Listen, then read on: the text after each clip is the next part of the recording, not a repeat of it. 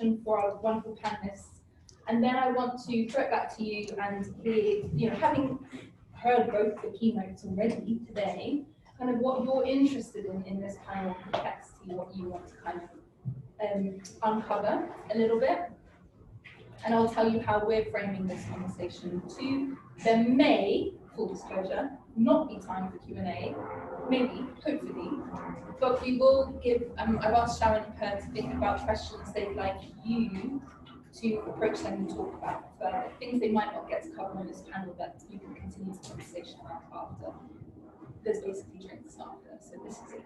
This is the time. All right, so I will introduce myself first very quickly. I'm Josiane Smith, and I run the philanthropy program at a small but global social innovation organisation based in London called SIX, the Social Innovation Exchange, which came out of the Young Foundation about 15 years ago, and is still running today, very much like a secretariat type model, doing lots of training and research. To my right, Dr. Sharon Zivkovic, friend of mine since last Systems Innovation Conference in 2019. Sharon is co-founder of Wicked Lab and adjunct associate researcher at the University of Australia. Sharon uses complex adaptive systems theory to strengthen entrepreneurial systems. We've heard about that in the panel, in the keynote, sorry. Sharon's organisation, Wicked Lab, works on multiple projects around entrepreneurial ecosystems and has built software specifically for this. We're going to talk a little bit about that and the work on community capacity building also. To Sharon's right, Per Olsson also works with change makers around the world, as you would have just heard in the keynote, to strengthen their capacities to achieve transformative change. This previously involved co-leading the Rockefeller Foundation's Global Fellowship Program on social innovation and resilience, and now you lead the research on resilience science for transformation at the Stockholm Resilience Centre. Excellent. Have I represented you both well? Perfect. Is there anything you'd like to add? Are you poets, potentially in another life, or artists? Okay. We might talk about punk music at some point in this. There's a podcast here, I'm sure. And also for you, what maybe you could just shout out, and I'm going to pick on maybe people in the audience who I know. Rob, maybe you can go first. But if there are things from this panel on complexity that you want to hear, stuff that's interesting to you about this topic, just shout it out and take 30 seconds or a minute to do that. Okay, will you? Sorry. You have time to think for it. I'm sorry, I was supposed to do that. I'm very eager. So I'm really interested in sustainable development goals. Specifically, how, at the national level, local level, how can we work, how can we use them as the framework to work towards together, or can we, or does it make sense? Okay. I mean, my general interest in that is how do you get these systemic complexity ideas as into the language and general thinking of ordinary people, so that when they have the opportunity to do something, it's not a new thing. What was your name? Sydney. Sydney and Rob. Okay, great. And maybe you can say your name too. I'm Zeynep. I really love the concept about the midwife and hospice worker. I would like to explore it further if there's space, and especially in connection to power, what we heard first. I think it was interesting. Okay, one more maybe? Yeah, two more. Okay, great. I get to kind of finish social innovators because they are focused on products and services, and I'm like, well, that's not social innovation. So if you want to touch upon the relationship between systems and social innovation. Great. Great one. And what's your name? My name is Mick. Okay. Hi, Oliver. I would like to talk about how to meaningfully build lived experience into governance structures. Oh, I'm so glad you've asked these questions. I can feel the relief from the panelists. I can actually talk about that through the stories I'm going to tell anyway. So you're very lucky. And Great, and nice. Yeah, of course. I'm interested in the windows of opportunity, but you reframed it as formative Moments. moments. Yeah. I'm interested, and fairly specifically I'm interested from the perspective of reconciliation in Canada. And so I'm interested in windows of opportunity and the extent to which we can keep them open, if you've seen anything, so that recognizing that there's a sense of urgency when they open, but what can that look like?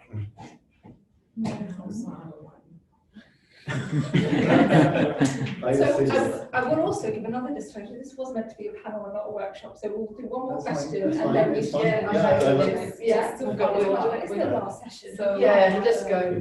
Due to the urgency that's happening in Ukraine, so specifically from Romania, how do we, because we have a lot of refugees, how do you avoid getting into that conflict? Like, what can we do now, basically? Is there anything to do except for reacting? Like, what can we do as a society? What can we do to avoid that social conflict, which started to build already? Yeah. Okay. And I know that's heavy, so. No, it's good, very good, very important. But it's the work that you do and the work that you experience and see every day. So it is heavy, yes. But this is it. This is the work, right? Complexity and change is also heavy work. Actually, in the preparation discussion with both of you, I think where I was thinking about taking this conversation is, on complexity and how we make change as humans, but also as citizens and also as relational beings. Like, what is our change capacity like? And, the question of complexity is really embedded in our experience of this planet at this time, particularly, and also in the work that we all do. So what I've tried to do is tease out stories of where complexity shows up in our personal lives and our professional lives and in the worlds that we live in today. And that's, I think, really important to ground that in personal experience. And what else that I wanted to say that we'll talk about? We will also go through I want to know kind of where are some of your edgier conversations, what are the big questions you're working on at the moment, what is social innovation and what is the complexity approach to social innovation. So we'll talk about that a little bit. And as I mentioned, I think for me, what I'd be curious about is what is the point of a panel on complexity and social innovation? Like, what does this add to the discussion? Maybe you will leave with a sense of inspiration and hope, and maybe some examples, But the first question that I started last time with, and I'll start again, is about your earliest experiences of complexity. So, what were your first encounters of complexity as people? Sharon, do you want to go first?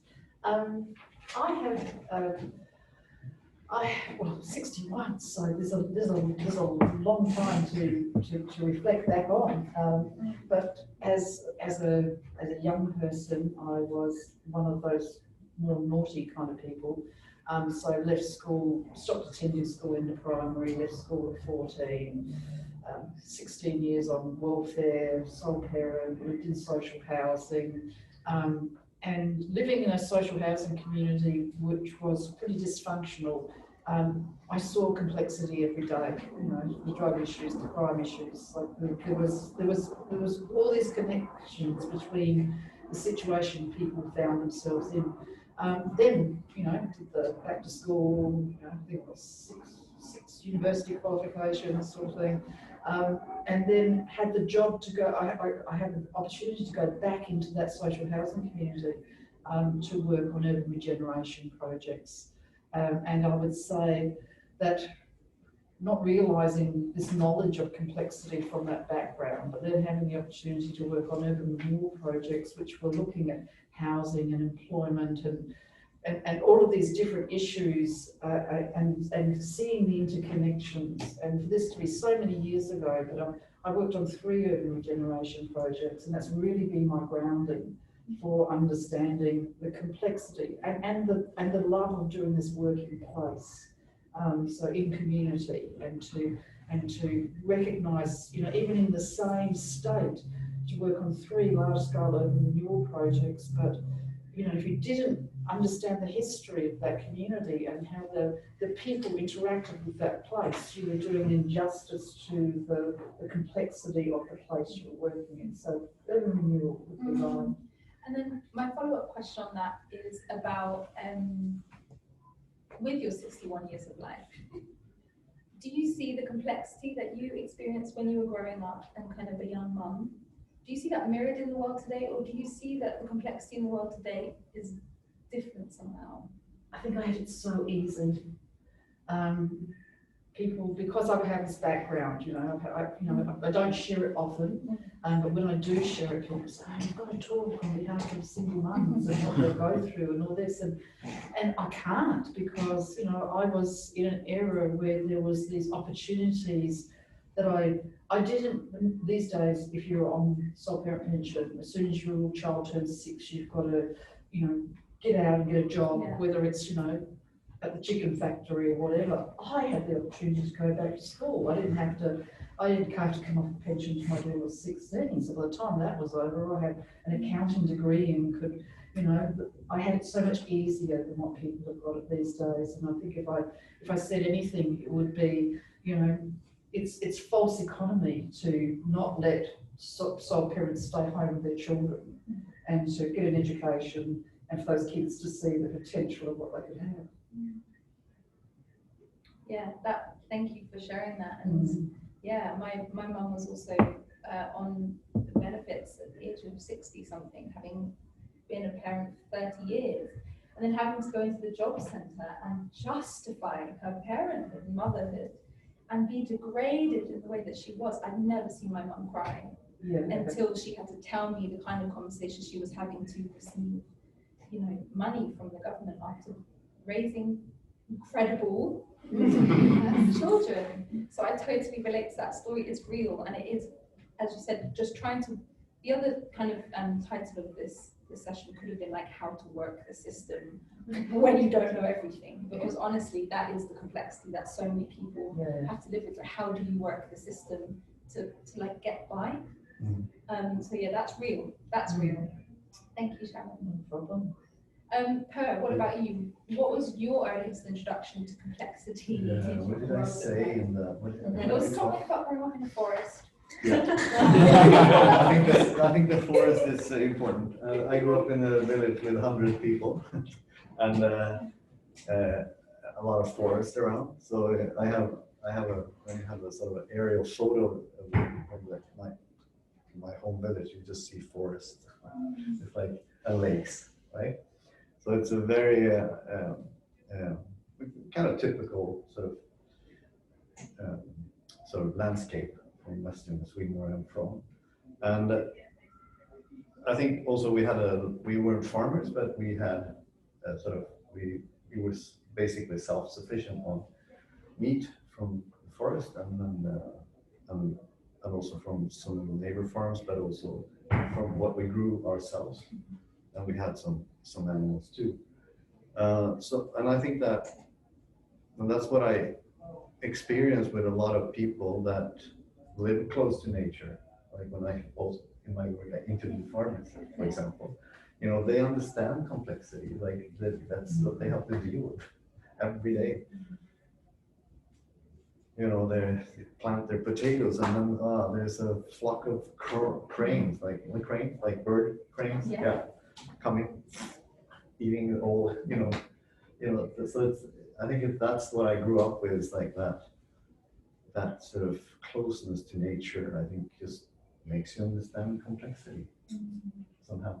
And the relationship to complexity that is also about your attitude around complexity too, which is patience, long-term thinking, surrender, accepting forces that are bigger than you, cycles. There's something about that as well, which is a complexity approach to social innovation is all of those things. This is the first thing to note. This is all of those things. Can I say? Yes. So the other thing then was the forest is the punk music. Yes. I said we talk about punk music. Yeah, I love talking about punk music, especially when I'm in London. I got to go here in '83, 14 years old. You can imagine what kid in the candy store I was. Because I started end of the 70s, like 79, 28. I got into punk music, and then punk music is all about the system, after the system, So then I got into it resonated a lot with me, thinking systems, and the system is creating all these problems. And then because they describe the system also in their lyrics, right? So it's politicians, economics, it's like, so you got sort of a sense of the system. And so I think so the systems and complexity, I think that's,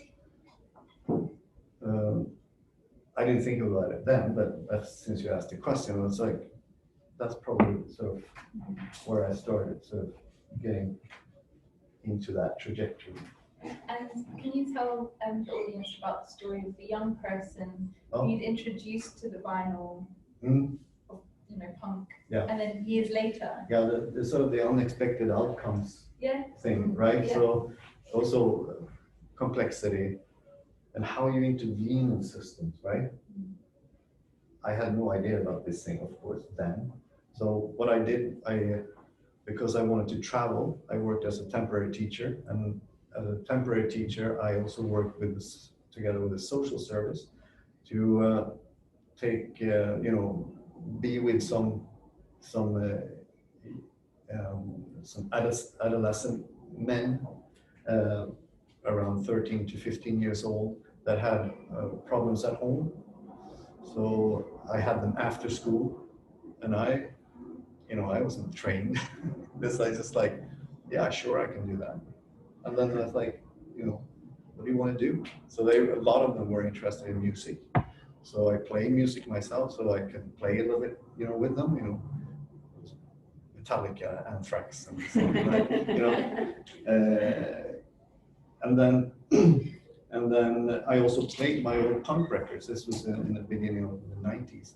So I had vinyl, so I played for them because it was like, and talked about how Anthrax and Metallica, they had their roots in some of the punk music.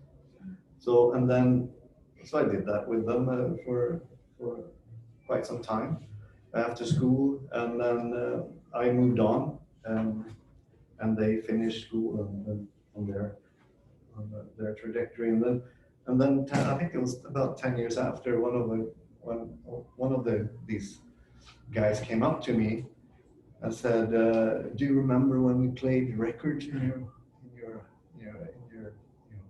flat?" I said, "Yeah, I remember." And he said, "Like, yeah, I have my own record company now, just focusing on vinyl." Wow.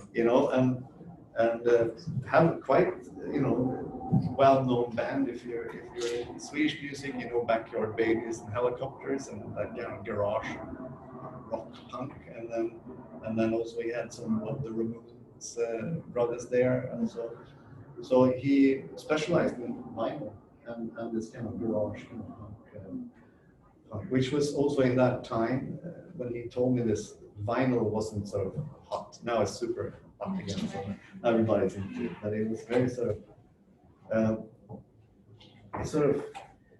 it put me in a space like feeling like this is what I want to do.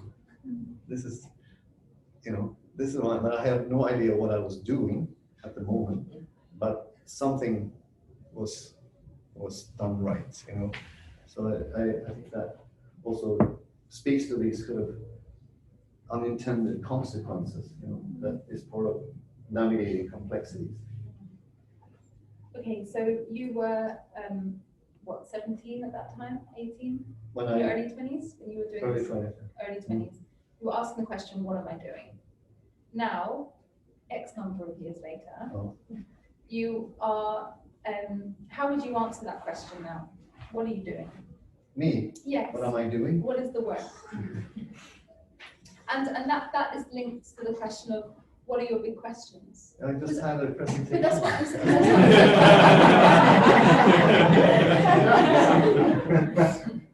Can you repeat that? Yes, I can, yeah, No, sure. so it's not what are you doing right now, but how would you answer the question, what are you doing? What are you really working on? What is it? Yeah.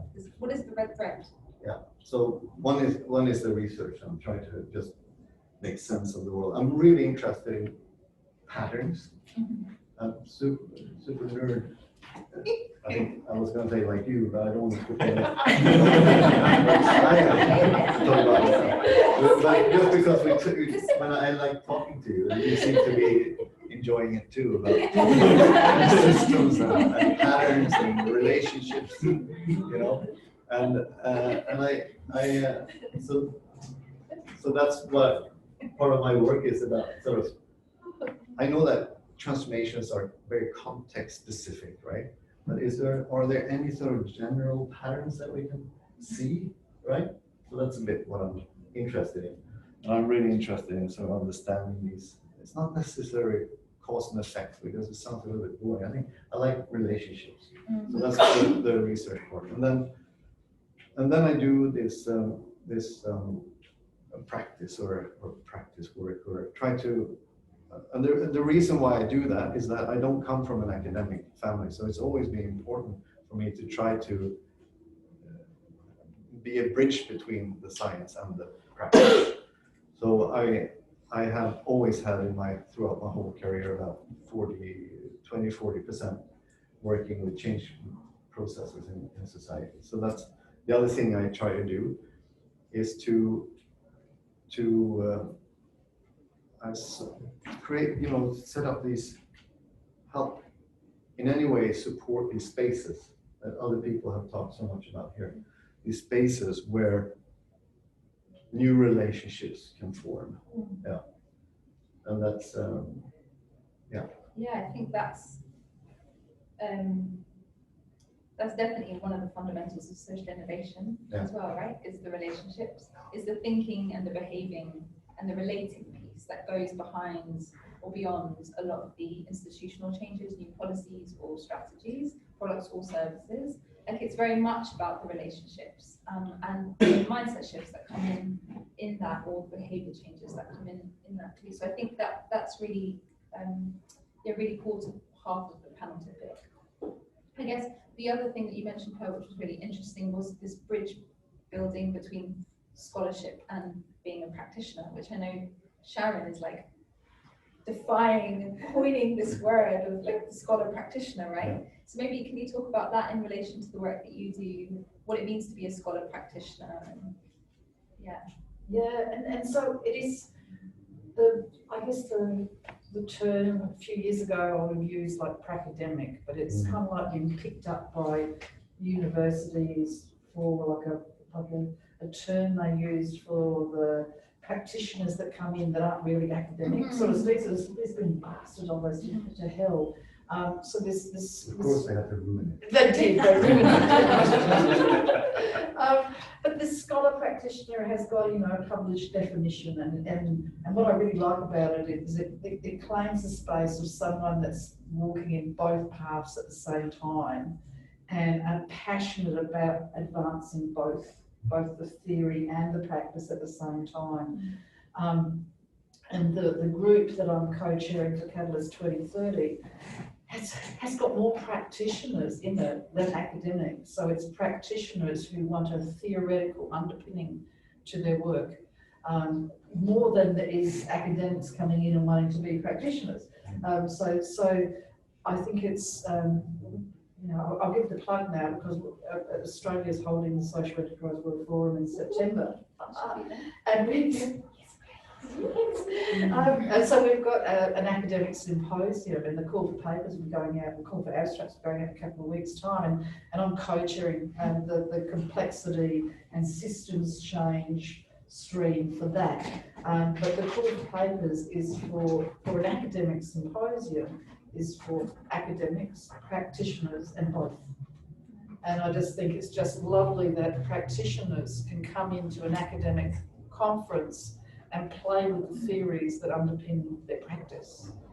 So I find it just a really interesting space that it's just not owned by academia. And I'm, I'm one of the co-chairs, and I've got other, there's a few adjuncts there that are actually practitioners who are just holding on to a university without having a position in a university. So I'm really enjoying the space. So I guess now is maybe a time to talk about the topic. Title: Complexity and complexity approaches to social innovation. I hear undertones in both of what you're saying around transformation, resilience, change. So maybe, yeah, can you share a little bit about your answer to what is a complexity approach to social innovation in the work that you're doing now? What do you see as the complexity in it? That's the question. My thought around that is, I wonder what is not a complexity approach to social innovation, because for me, social innovation is inherently complex. That's the point. It's working in a living human relational system that is dynamic, ever-changing and emergent, etc. So like, what is not complex about social innovation? Maybe you could speak to that, but I'll forgive you if you can't. Save me. Okay. I'm happy to go. Yeah. So for And you can ground it in your own examples. yeah, well, I was quite taken back by a social innovation EU project a few years ago, and the final report of that was on systems innovation, and it was, defined as innovation in the parts, but also about how the parts come together, you know what I mean? And that really spoke to me, so the focus was no longer on the things, but how these things intertwined as being systems innovation. And so, that really kind of work we're doing. But then I think of social innovation, which is really about coming up with something new that works, sort of stuff. And I think about the work we do at Wicked Lab, and there's a lot of tweaking that's going on, which would be social innovation, but I wouldn't say it's complexity. You know what I mean? It's not complex. It's like we've already got this platform, and a client would say, really good if we could put some planning stuff in that. But I mean, we could have tips, and we could do this. So there's lots of little stuff that is incremental, that is innovation, as in no one's done it before, but it wouldn't be something that I would see as complex. Okay. And so complexity. Yeah, I got a little time to think now. Thanks. So yeah, and so building on your ideas, I'm thinking that I see a lot of linear approaches to social innovation. So I think it is inherently complex. Innovation, any innovation process is and should be treated as that. Especially if you talk about innovation and transformation. Because that, how ideas sort of can affect society, in a bigger, I try to avoid the word impact and see if I can do that. But so that's why I'm searching for a word here, because I think it's important to get away from that word impact. But I think it's a really interesting, to study how ideas travel in society, and if it's going to have a sort of any effect on transformations, that usually is a complex dynamics happening. But I see in Sweden, for example, I see a lot of linear approaches to social innovation. And I see social innovation as becoming or emerging as a new field, right? Which is interesting, and I think it's because our social welfare system has been dismantled. And there's more opportunity for social entrepreneurship, social enterprise.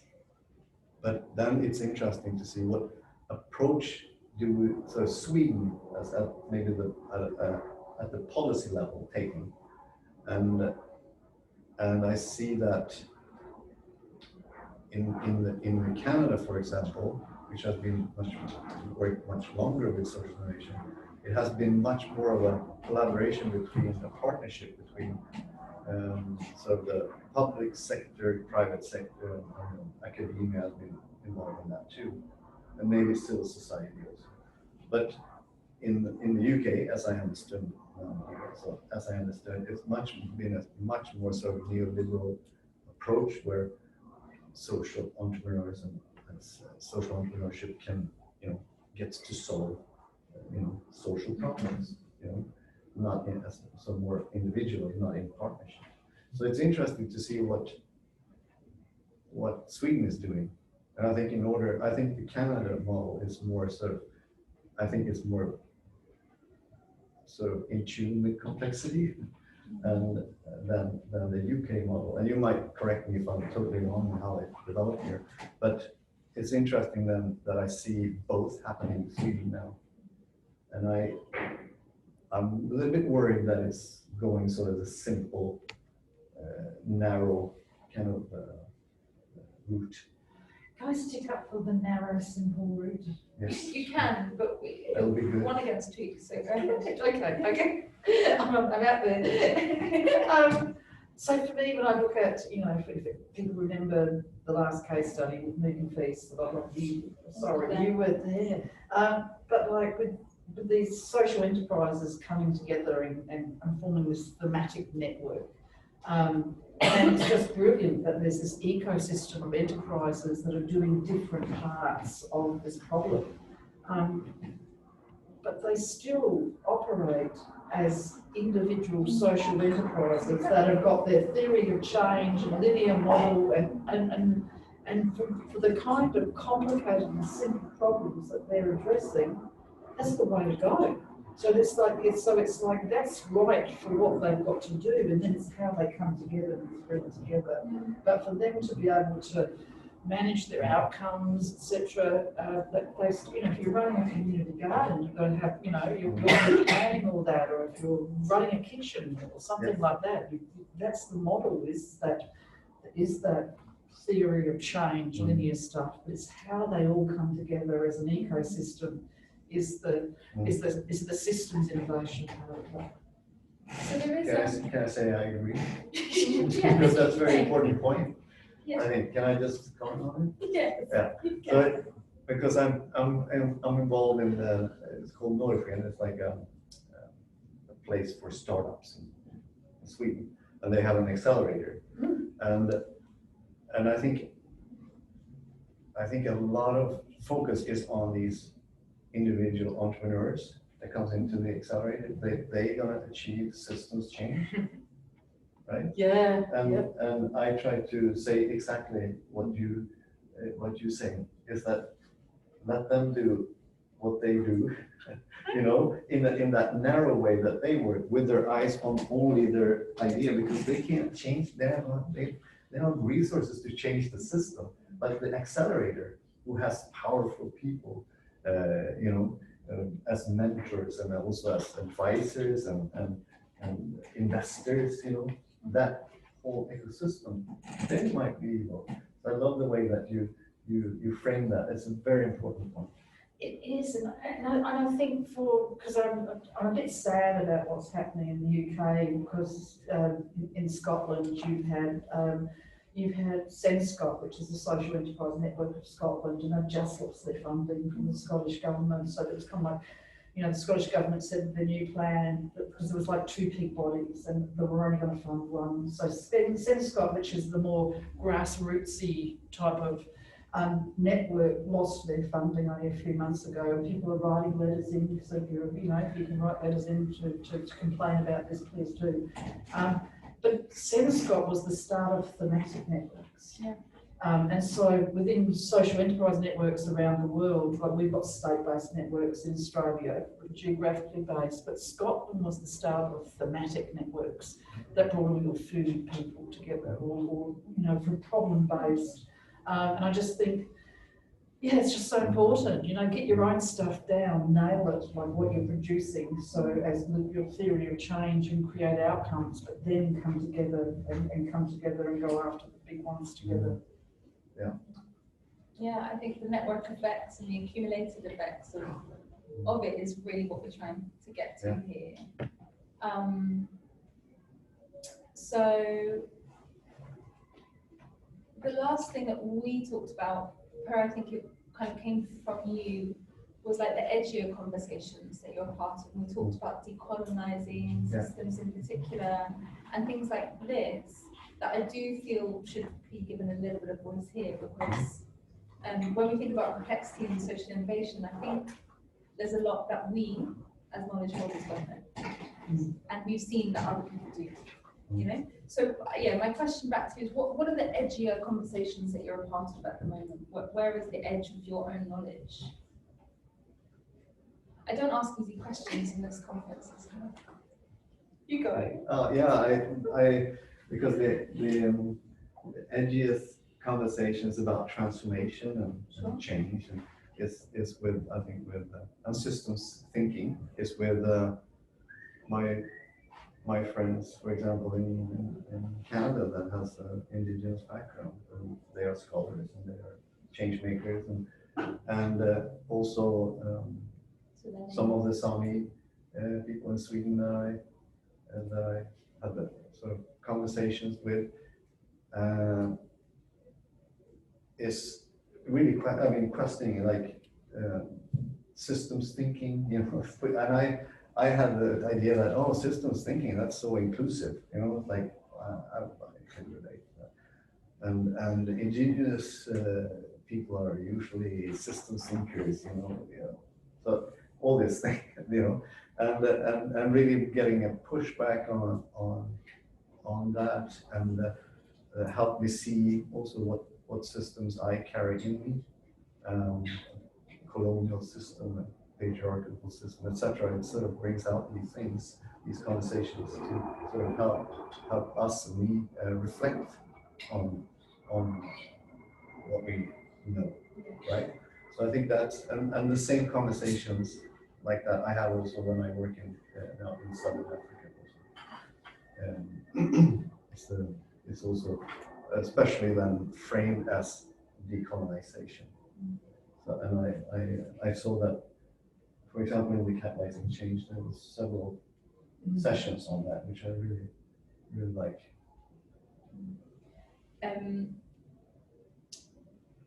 So some of the people that you're working with on that were people like Melanie Goodchild, Tyson Young-Kapota.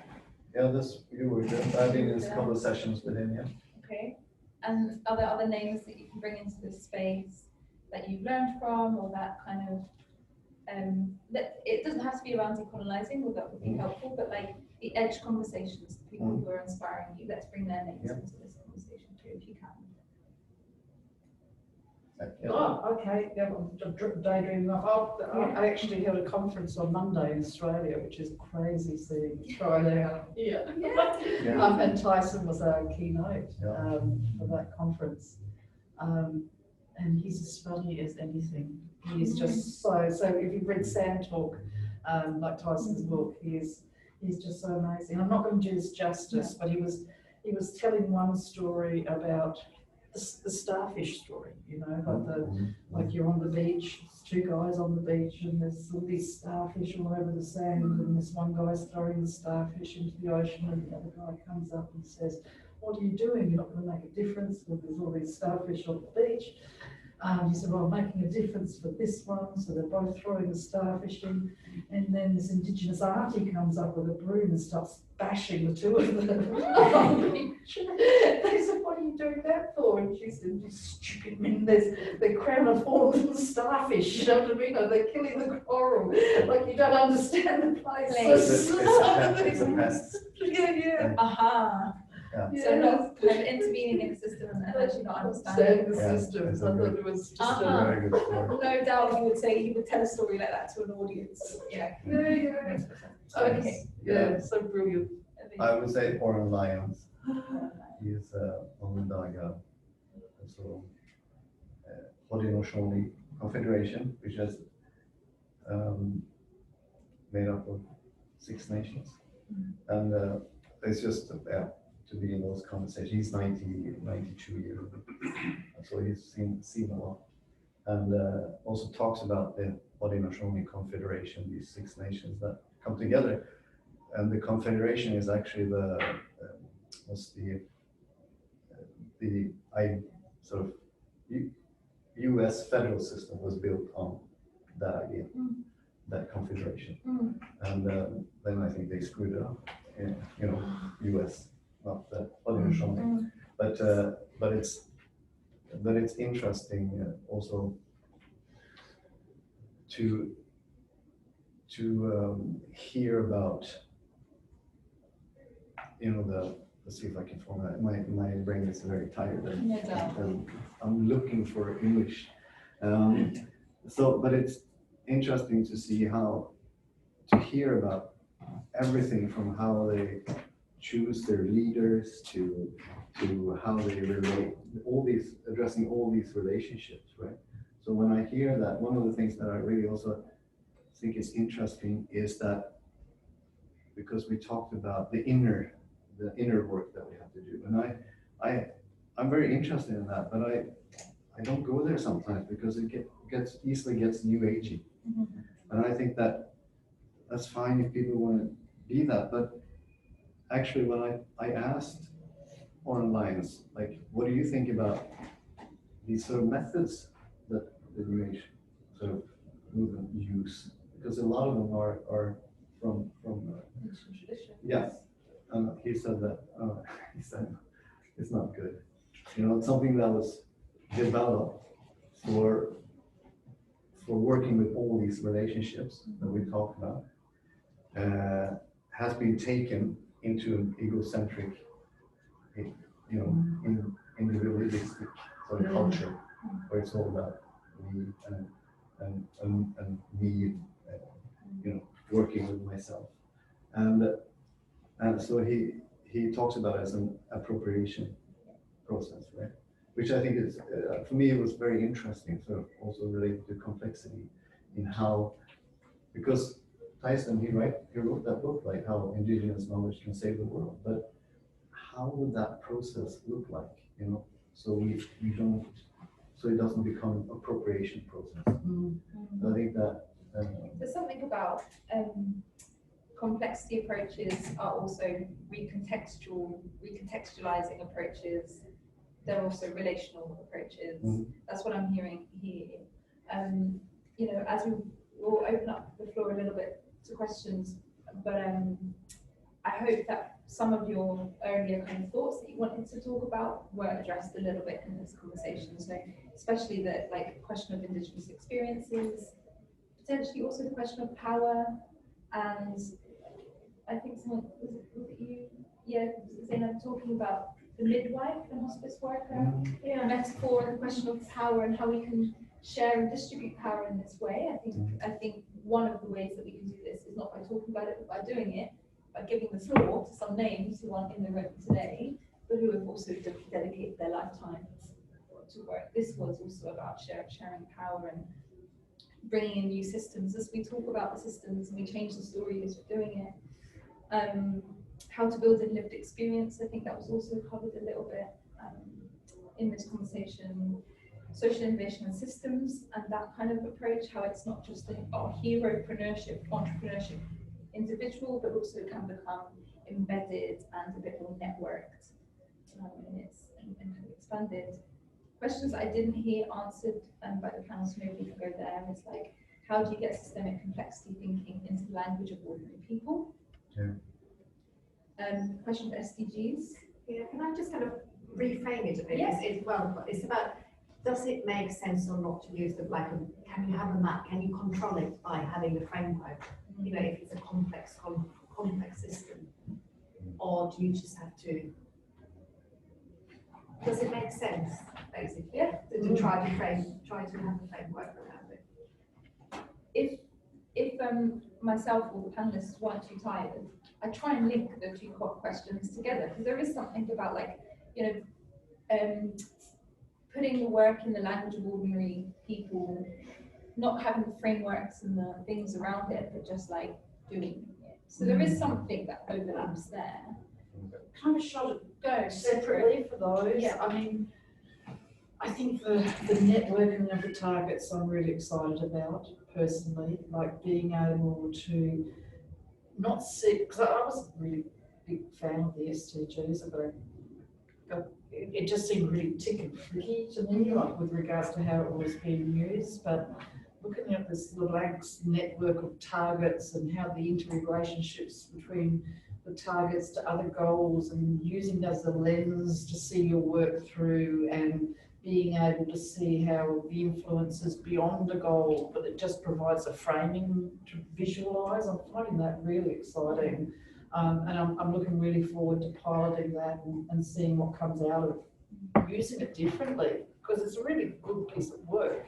Yeah. And to be able to use that differently. I think with bringing this down to language, that is easier for lay people to understand.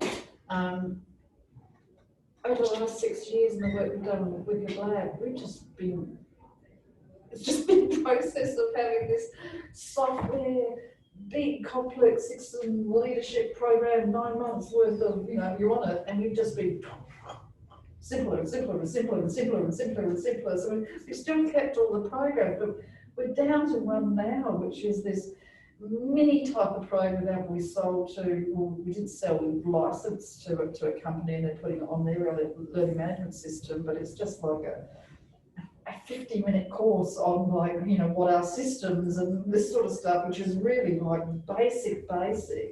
And we've got a meeting coming up with a philanthropic organisation, and they're usually looking at rebadging this to give to the people that they give money to. Yeah. You know what I mean? Because it's like a 50-minute, but everything is for us has been simplification. I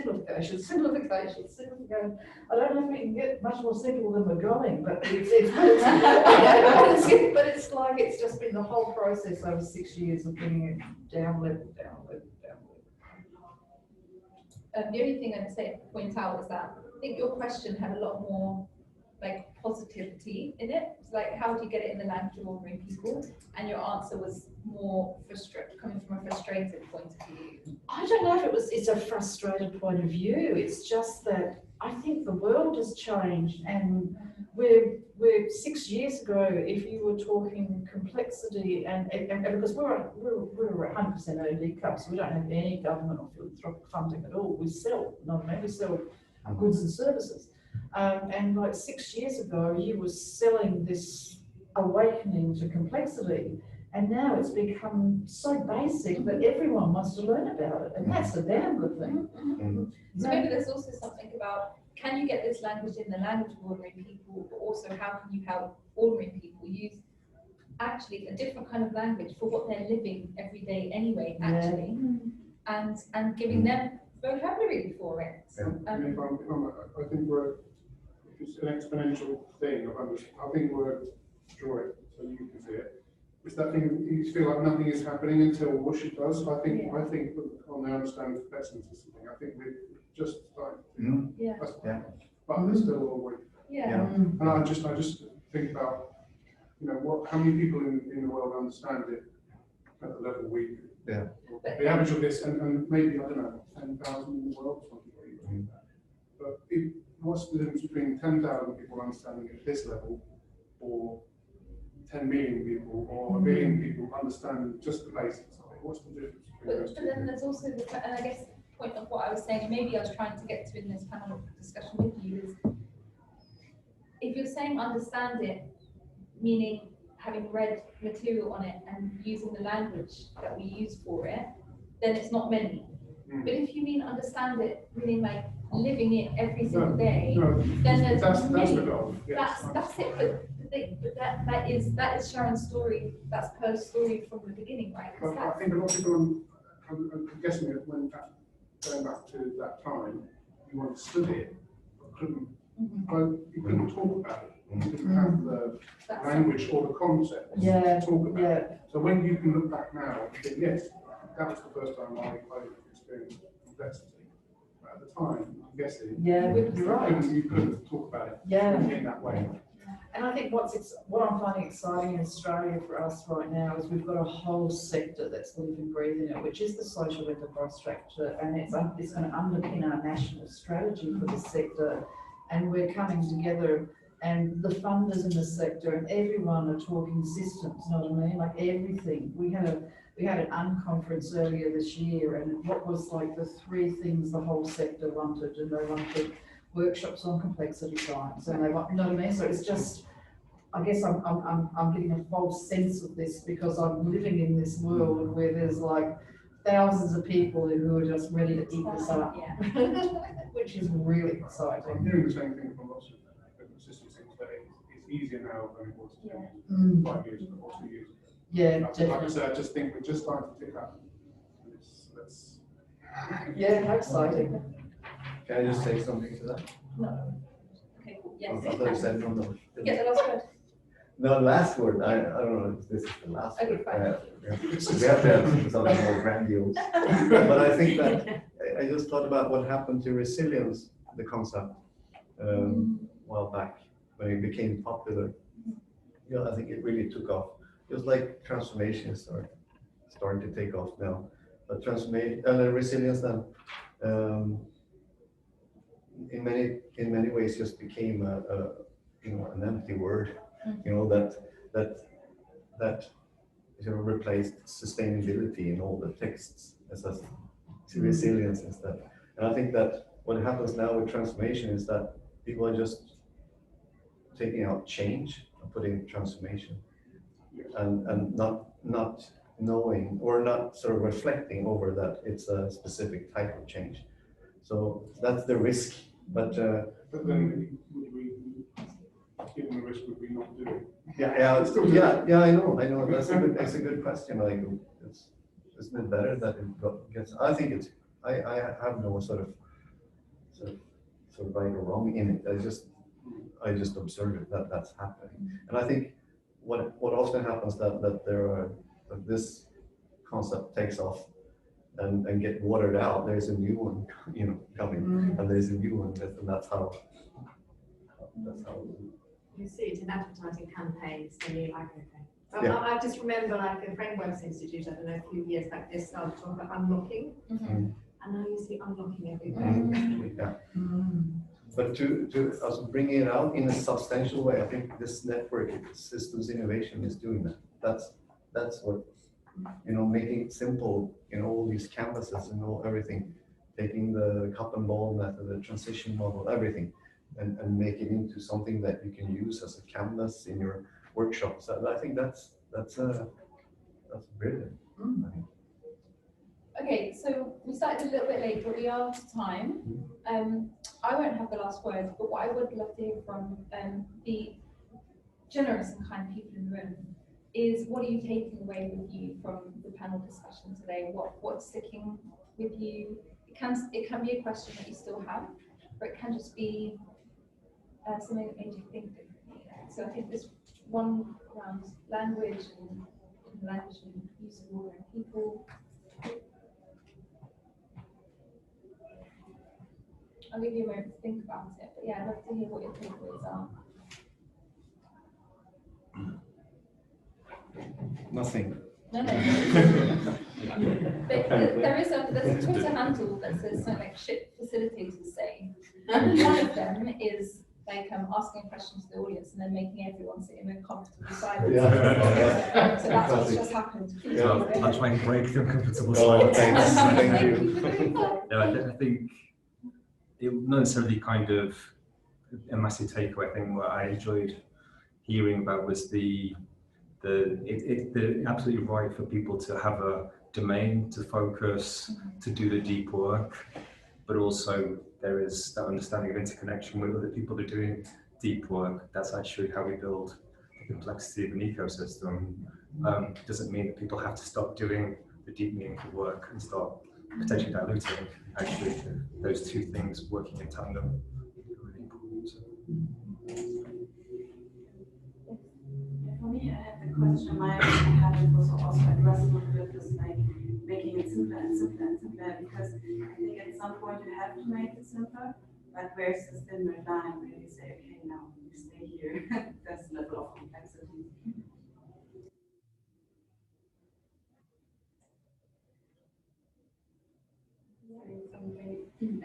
One idea that was in my mind during the talk today is that yeah, we're trying to make the idea of complexity being more accessible to people and systems and things like that. But I feel because I'm in the educational, like children educational area, I feel that this type of education, and of course the primary and secondary education, is still based on linear type of thinking.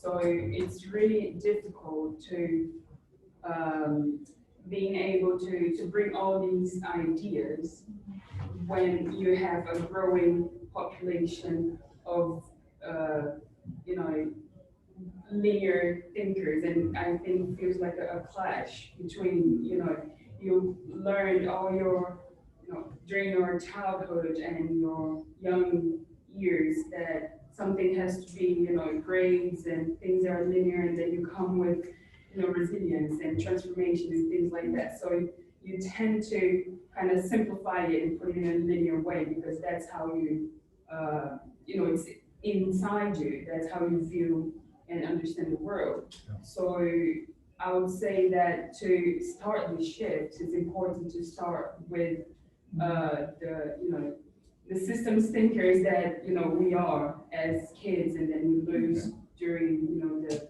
educational pathway. Yeah. Right. Lauren, I wondered if you had a reflection on what you heard.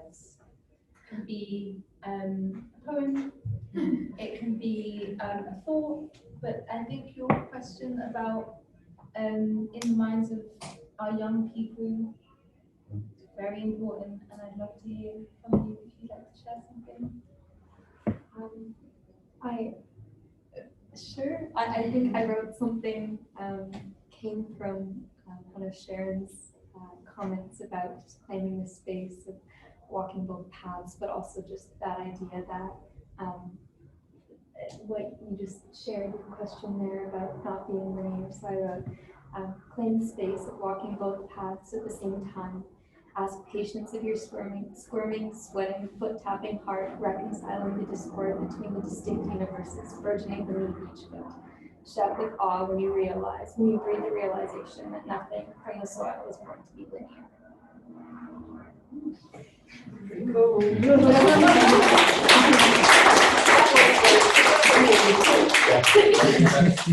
That's the grandiose. Thank you. Thank you. Yeah.